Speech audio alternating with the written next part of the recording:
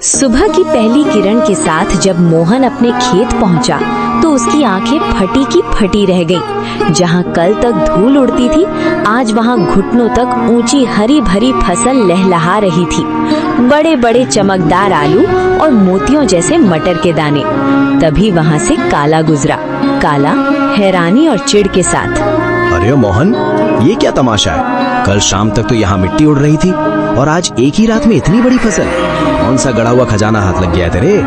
या कहीं शहर से कोई चोरी का माल लाकर यहाँ गाड़ दिया है? नहीं काला भाई, ये ना कोई चोरी है और ना कोई तमाशा। ये तो ऊपर वाले की मेहरबानी है। कल एक घायल चिड़िया की मदद की थी, बस उसी की दुआओं ने आज ये रंग दिखाया है। देख भाई, कितने सुंदर आलू और मटर है, तू भी थोड़े घर ले जा। दुआएं? चिड़िया मुझे बेवकूफ समझता है। ये जरूर कोई काला जादू है। जोर से, मुझे तेरे खैरात की जरूरत नहीं है मोहन। याद रख, जो रातों रात उगता है वो रातों रात ढल भी जाता है। काला के मन में शांति नहीं थी। वो जानना चाहता था कि मोहन को ये सब मिला कैसे। वो बिल्ली के कदमों से मोहन के टूटे हुए घर के पीछे पहुंचा और खिड़की से कान लगाकर सुनने लगा। अंदर मोहन, बिमला और माँ बातें कर रही हैं। मोहन, मुझे अब भी यकीन नहीं होता, वो सुनहरी परी सच में हमारे लिए फरिश्ता बनकर आई थी। उसने कहा था ना कि जब तक दिल साफ रहेगा ये फसल बढ़ती रहेगी। हाँ बिमला, उसने उसी बरगद के पेड़ के पास दर्शन दिए थे जहाँ से मैं रोते हुए लौट रहा था।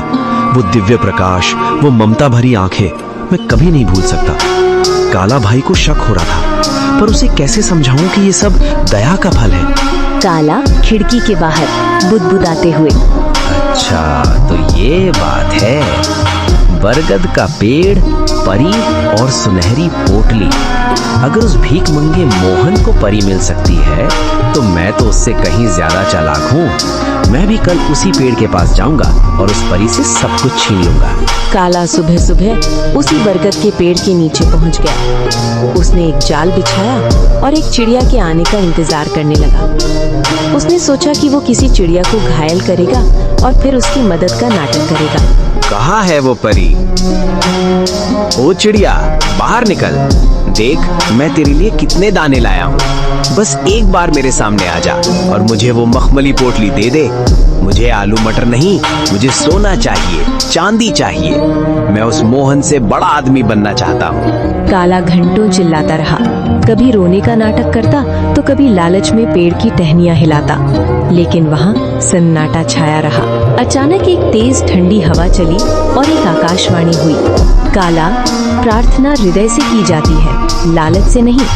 मोहन ने एक जान बचाने के लिए अपनी कमीज फाड़ी थी और तू एक जान लेने के लिए जाल बिछा रहा है। जा, तुझे कुछ नहीं मिलेगा क्योंकि तेरा मन ईर्ष्या की राख से भरा है।